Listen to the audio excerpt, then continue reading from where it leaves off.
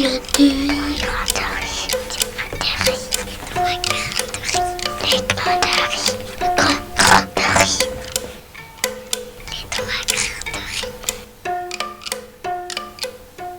matin, petite sœur Lie a mis sur son dos un sac de toile brune.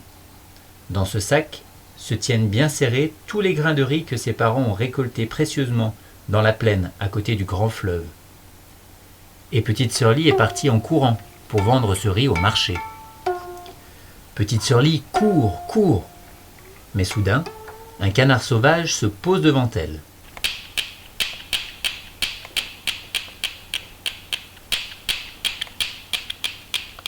Petite sœur, donne-moi de riz. Moi, avec le riz, effacer les ennuis. Petite sœur Lie ne doit pas gaspiller ce riz. Elle doit le vendre car ses parents ont besoin d'argent. Mais elle trouve extraordinaire qu'un canard soit capable de tant de bonté. Alors elle ouvre doucement le sac de toile brune et c'est avec plaisir qu'elle offre une petite poignée de riz à un canard si gentil. Et le canard s'envole en lui disant « Merci ».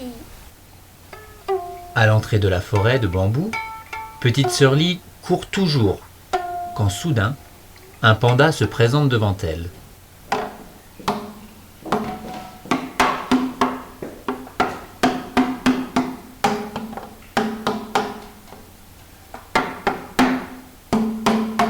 Petite sœur Lie, donne-moi du riz.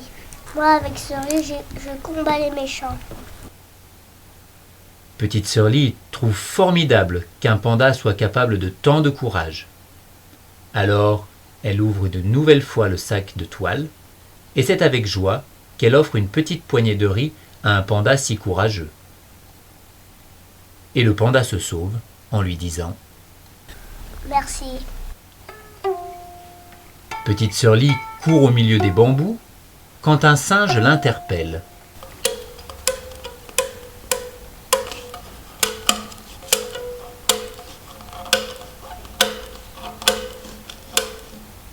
Petite sœur Lie, donne-moi du riz. Moi, que le riz, je vais pas goûter tes trésors. Petite sœur Lie trouve incroyable qu'un singe soit si doué. Alors, elle ouvre une nouvelle fois le sac de toile, et c'est avec admiration qu'elle offre une petite poignée de riz à un singe aussi adroit. Et le singe se sauve en lui disant « Merci ». Mais quand petite sœur Lie traverse le pont, le dragon du fleuve bondit en rugissant.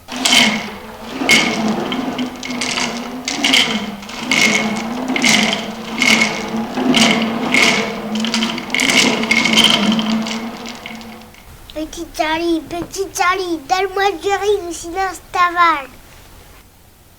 Petite sœur Lie a tellement peur du dragon qu'elle lui jette une énorme poignée de riz pour qu'il la laisse tranquille. Mais le dragon ne dit pas merci. Vraiment pas du tout. Au contraire, il se fâche de plus belle et il rugit. Petite sœur Lie, tu te moques de moi? Une poignée ne suffit pas. Je veux tout ton riz. Donne-le-moi. Ah non, Répond petite sœur Lie. c'est ça cher. Ce riz, je dois le vendre au marché. Et petite sœur Lie court de l'autre côté du pont. Le dragon est furieux. Il se dresse pour cracher sa colère contre petite sœur Lie. Il lance des serpents de flammes qui transforment le ciel en brasier. Il avale l'eau du fleuve et la recrache pour noyer petite sœur Lie.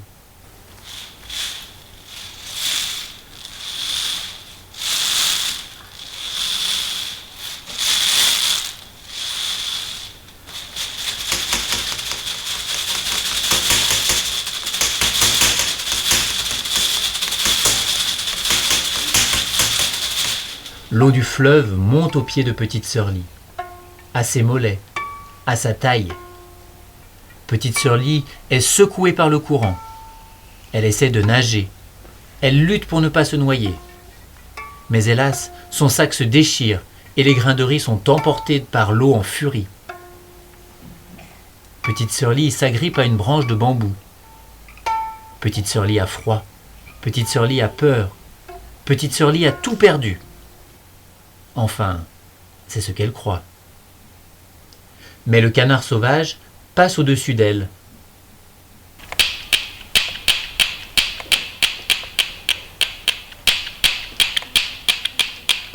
Petite Sally, pour toi, ça me dit un grain de riz. Et il le crache dans l'eau en chantant. Petit grain de riz, efface les ennuis pour petite sœur Lee. Au contact de l'eau, le grain de riz grossit. Il se transforme en un bateau de nacre. Vite, petite sœur Lee monte dedans. Hélas, petite sœur Lee ne sait pas naviguer. Elle va droit vers le dragon, qui la regarde arriver, prêt à la croquer. Petite sœur Lee a froid. Petite sœur Lee a peur. Petite sœur Lee va mourir. Enfin, c'est ce qu'elle croit. Mais le panda surgit à travers les branches de bambou.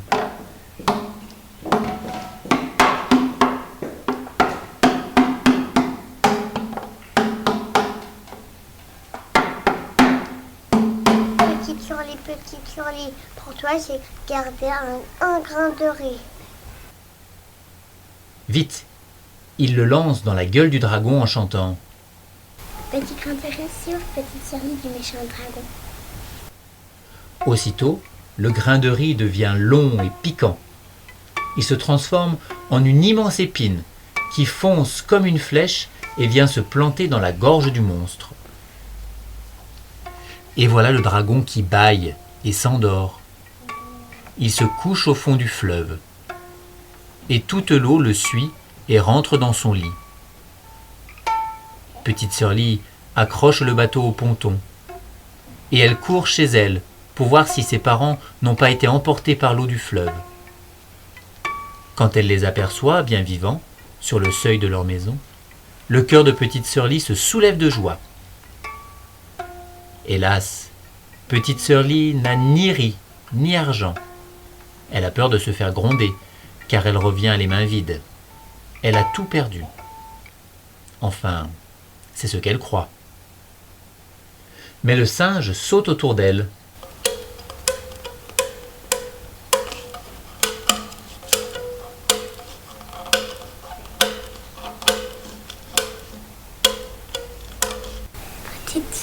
Petite sœur Lee, moi aussi, pour toi, j'ai gardé un grain de riz. Il le tend à petite sœur Lee en chantant. Petit grain de riz, un trésor pour petite sœur Lee. À peine le grain de riz est-il dans les mains de petite sœur Lee qu'il devient d'un bleu profond et se met à briller. Il se transforme en un énorme saphir. Alors, petite sœur Lee court offrir cette pierre précieuse à ses parents et se jette dans leurs bras. Quelle joie pour les parents de petite sœur Lee de retrouver leur fille. Mais aujourd'hui encore, ils n'ont pas vraiment compris comment petite sœur Lee a pu rapporter un tel trésor à la place d'un seul sac de riz, ni comment un canard sauvage, un panda et un singe sont devenus ce jour-là ses amis pour la vie.